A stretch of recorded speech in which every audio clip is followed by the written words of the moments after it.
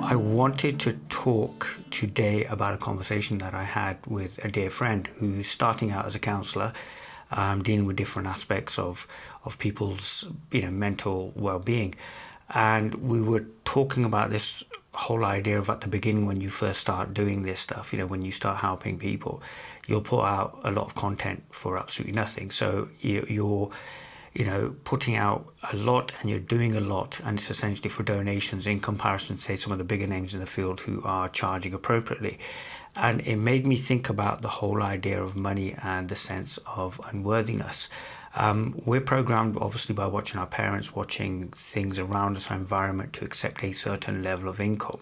Myself personally, if I look at my story, I'm from a working class background, and one of the biggest areas that I've had issues in is around this whole idea of money and charging my worth. It's not, as I've said, something I've completely conquered, but it's something I'm enjoying exploring and finding out more and more about.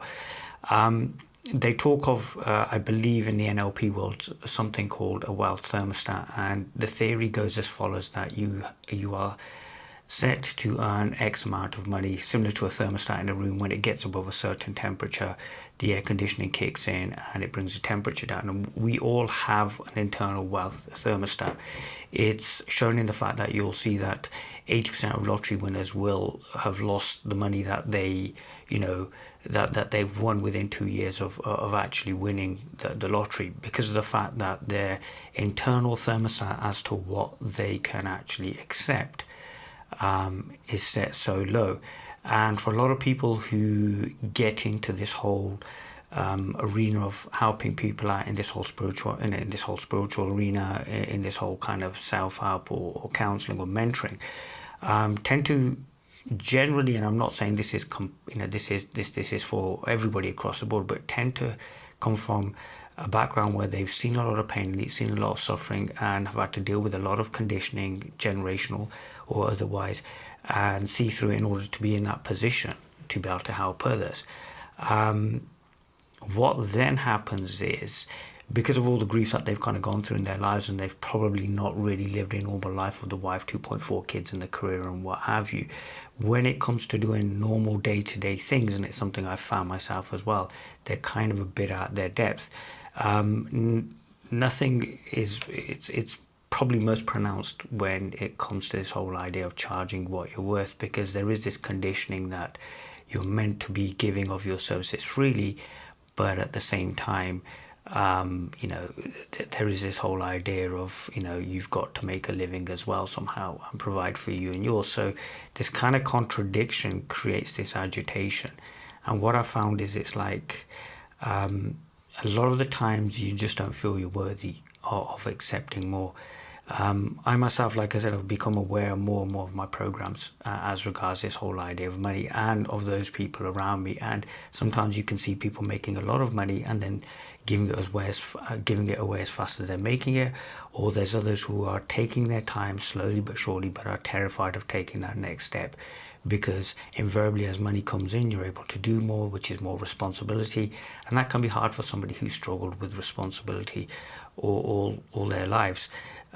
What you also find is a lot of people are struggling with this image, this self-image as well, that they don't have a great image of themselves. So when things like money start getting involved, it is invariably scary, because it's challenging them to, in a sense, up their self-worth, up their belief in themselves as well, up their confidence in what they're doing.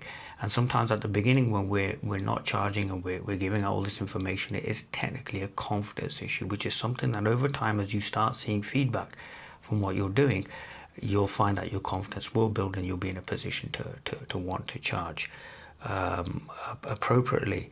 The unworthiness does come from, this idea that you're not good enough, or that why would anybody want to listen to you.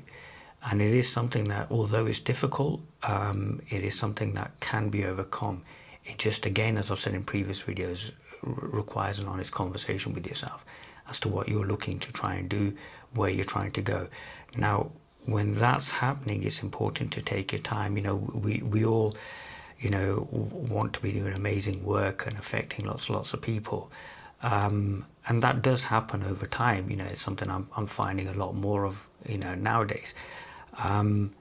However, it is a process. It is something that we have to, in a sense, take our time with, because there's a lot of these ideas that are going to come up and you're going to have to challenge, because the generally accepted wisdom has been that if you're in some sort of a caring, helping kind of a profession, that money's secondary. It's probably about the only place in the world where it is secondary. And it's about going to the root of these ideas, seeing where they came from, examining them, and seeing if they're actually valid to you, and how they affect you. Myself, as I've said a lot, I'm from the Indian subcontinent, and I grew up in this culture where the holy men, the teachers, the gurus, pretty much work from a donation basis, and I kind of sometimes wonder if that was because that's what they genuinely wanted to do, or if it was just this sense of it's something that everybody else is doing. Myself, what I've found is, there is this idea that net worth is linked to self-worth, and it's something that people have tried to kind of, in a sense, discredit over the last couple of years.